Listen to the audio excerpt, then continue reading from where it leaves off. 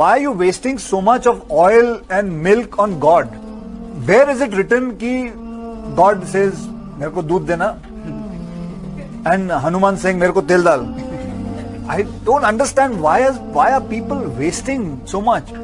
तर नारळ फोडून काय होणार आहे त्याच्याने? तेरे भीतर ट्रांसमीटर फिट है का?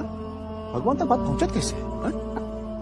अरे भगवान को किसी ट्रांसमीटर की जरूरत नहीं पड़ती, वो डायरेक्टली सुन लेता है। डायरेक्टली सुनत है तो फिर ये मूर्त की क्या जरूरत है? आपके वेद जो मैं कह चुका हूँ उसमें भी साफ तौर से जिक्र आता है कि खुदा एक है और बुत परस्ती गलत। जैसे मैंने कहा श्वेता उपनिषद में अध्याय नंबर 4 श्लोका नंबर 19, यजुर्वेद अध्याय नंबर 32 श्लोका नंबर 3 में लिखा है न तस्य प्रतिमा अस्ति। उस ईश्वर, उस भगवान की कोई प्रतिमा नहीं, कोई पिक्चर नहीं, कोई पेंटिंग नहीं, कोई फोटोग्राफ नहीं, कोई बुत नहीं, कोई मूर्ति नहीं। तो मूर्ति पूजा करना हिंदू मजहबी